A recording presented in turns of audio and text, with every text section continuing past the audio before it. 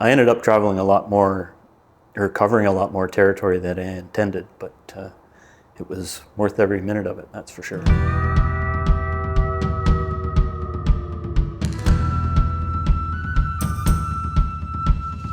Well, my first destination was my son's wedding in Traverse City. I spent about a week there and had a great time. After Traverse City, I took my other son back to Dryden and spent a couple of days there, and then from Dryden it was off to Edmonton.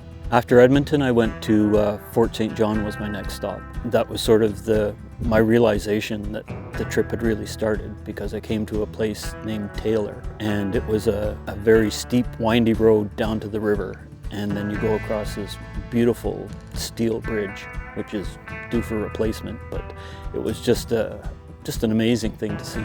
After Fort St. John, I ended up in Whitehorse. The scenery around Whitehorse is all mountains and roads by the river. And when I went there, it was rain and fog, and the fog would be coming down onto the road and you couldn't see anything, and then it would lift and you'd go around this 90-degree corner and you're looking down in the valley with fog down in the valley. It was just breathtaking. I experienced the wildlife before I got to Whitehorse. There were bison on the road, so everybody had pulled over, because the bison, when they decide they're not going anywhere, they don't go anywhere.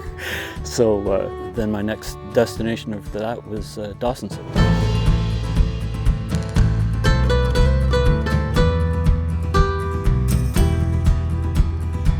Dawson City was more just a quick stop.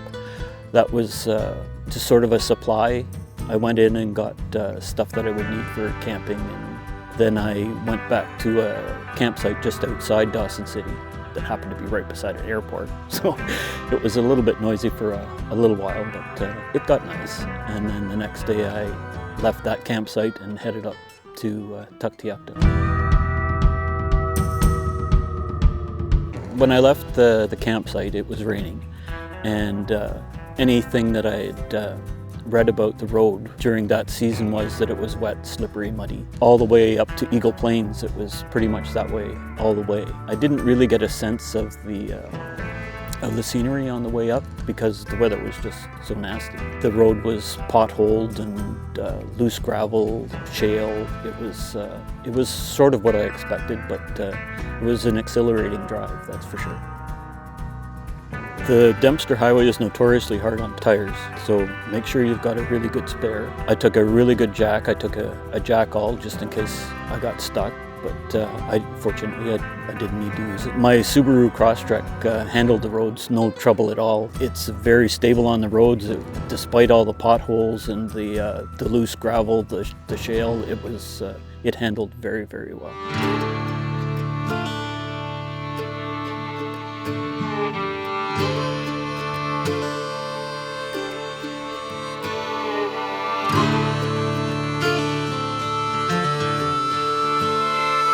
From the moment I got on the Dempster Highway, pretty much till I got to Tuktoyaktuk, it rained. And everywhere else along the journey, there was a lot of rain, but parts of the road were, all it was mud.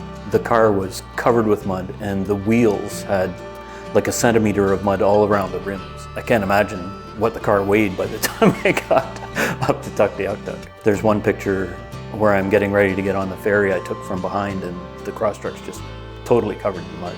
And when I got to Tuktoyaktuk, it took me about $40 in spray washes to try and get it clean. There was just so much mud. The trip from where you turn off the main highway, you see this is the Dempster Highway sign, to getting to the Arctic Ocean and seeing this is the Arctic Ocean, you've driven to the end, and it's like you've come to the end of the world. Like, it's just so cool.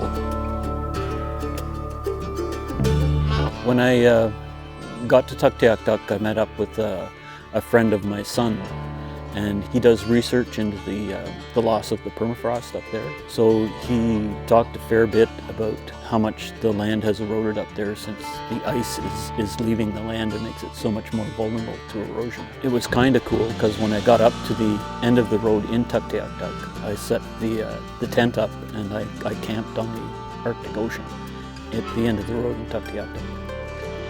Well, when I left Tuktoyaktuk, the weather was quite nice, and I went and stayed at a campsite just outside Fort McPherson.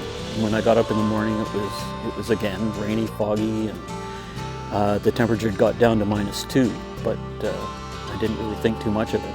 I took a ferry that morning out of Fort McPherson and got to the other side, and I was driving for maybe 15 minutes, and I thought, that looks like snow. And it was just sort of gently coming down for a little bit, and over the next hour or so, it just got more and more intense, and the snow got deeper and deeper on the road. And by the time I was sort of making the decision, should I keep going or should I turn around, there was about 20 centimeters of snow on the road. I decided I'd just keep going because, like I said, I've had no trouble on the road with the Crosstrek at all. And there was no slipping, sliding, nothing. It just went through the snow like I was on the road, like on a regular road. So I kept on going, and I got to the Yukon Northwest Territories border, and it stopped. Somebody flipped the switch, and there was no snow. There was no snow on the road. There was nothing. It was freaky, but no, it was great. And then the weather just kept improving till I got down to Tombstone. And the sun came out and just lit up the tundra. It was just gorgeous. Like, I've traveled other places as well, but around the world. But I've been to Yellowknife. I've been north of Yellowknife. I've been in central BC. I've been out to Newfoundland, and there's nothing can beat it. Visit your country. It's the place to see.